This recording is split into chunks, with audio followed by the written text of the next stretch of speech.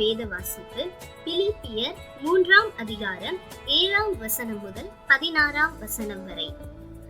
ஆகிலும் எனக்கு லாபமாய் இருந்தவைகள் எவைகளோ அவைகளை கிறிஸ்துவுக்காக நஷ்டம் என்று எண்ணினேன். அது மாத்திரமல்ல, என் கர்த்தராகிய கிறிஸ்து இயேசுவை அறிகிற அறிவின் மேன்மைக்காக எல்லாவற்றையும் நஷ்டம் என்று எண்ணிக்கொண்டிருக்கிறேன்.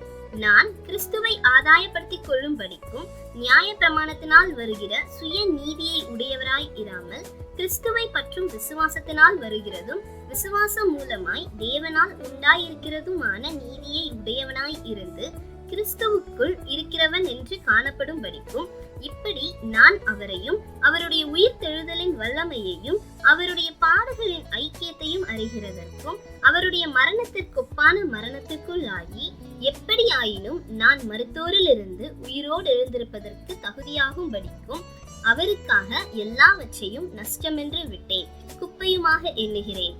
நான் அடைந்தாயிற்று அல்லது முற்றும் தேறினவனானேன் என்று எண்ணாமல் கிறிஸ்து இயேசுவினால் நான் எதற்காக பிடிக்கப்பட்டேனோ அதை நான் பிடித்துக் கொள்ளும்படி ஆசையாக தொடர்கிறேன். சகோதரரே, அதை பிடித்துக் கொண்டேன் என்று நான் எண்ணுகிறதில்லை.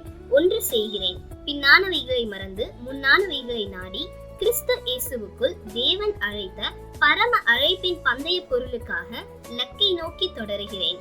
ஆகையால் நம்மில் தேறினவர்கள் யாவரும் இந்த சிந்தையாய் இருக்க கடவோம். எந்த காரியத்திலாவது நீங்கள் வேறே சிந்தையாய் இருந்தால் அதையும் தேவன் உங்களுக்கு வெளிப்படுத்துவார். ஆகிலும் நாம் எதுவரையில் தேறினவர்களாய் இருக்கிறோமோ அது முதல் ஒரே ஒழுங்காய் நடந்து கொண்டு ஒரே சிந்தையாய் இருப்போமாக. இன்றைய நற்செய்தி உங்களுக்கு சொந்தமாக்குங்கள். ஜூன் 11, 2002 அன்று அமெரிக்கன் ஐடல் என்னும் பாடும் போட்டி துவங்கியது.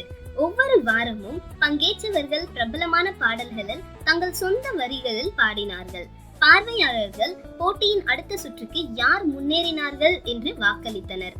நிகழ்ச்சி நடுவர்களில் ஒருவரான ராண்டி ஜாக்சன், நீங்கள் அந்த பாடலை உங்களுடைய சொந்த பாடலாக்கி கொண்டீர்கள் என்று அவர்களை பாராட்டுவது வழக்கம். ஒரு பாடகர் ஒரு பழக்கமான டியூனை எடுத்து அதை கற்றுக்கொண்டு அதை ஒரு தனித்துவமான புதிய வழியில் பாடிய போது அவர் அந்த பாராட்டுகளுக்கு பாத்திரமானார். அதை தனக்கென சொந்தமாக்கிக் கொள்ள அதை முழுமையாகவும் ஆக்கப்பூர்வமாகவும் சொந்தமாக்க வைத்திருக்க வேண்டியது அவசியம். பின்னர் அதை மேடையில் உலகிற்கு வெளிப்படுத்தலாம்.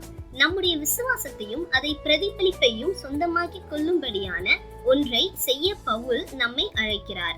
பிலிப்பியர் 3 தேவனுக்கு முன்பாக நீதிமானாய் இருப்பதற்கான முயற்சிகளை அவர் நிராகரிக்கிறார். மாறாக கிறிஸ்துவை பற்றும் விசுவாசத்தினால் வருகிறதும் விசுவாசம் மூலமாய் தேவனால் உண்டாய் இருக்கிறதுமான நீதியை உடையவனாய் இருந்து வாழ அவர் நமக்கு கற்பிக்கிறார். மன்னிப்பு மற்றும் மீட்பின் பரிசு நமது ஊந்துதலையும் லக்குகளையும் மாற்றுகிறது. கிறிஸ்து இயேசுவினால் நான் எதற்காக பிடிக்கப்பட்டேனோ அதை நான் பிடித்துக் கொள்ளும்படி ஆசையாய் தொடருகிறேன். இயேசு நம் வெற்றியை உறுதிப்படுத்துகிறார். நம் வேலை அந்த உண்மையை அறிந்து கொண்டு தேவனின் வசனத்தை நாம் உள்வாங்கி உடைந்த நம் உலகத்தின் மத்தியில் வாழ வேண்டும். அதாவது நாம் நமது விசுவாசத்தை சொந்தமாக்கி கொள்ள வேண்டும். அவ்வாறு செய்வதன் மூலம் நாம் எதுவரையில் தேறி இருக்கிறோமோ அது முதல் ஒரே ஒழுங்காய் நடந்து கொண்டு ஒரே சிந்தையாய் இருப்போமாக என்று வலியுறுத்துகிறார்.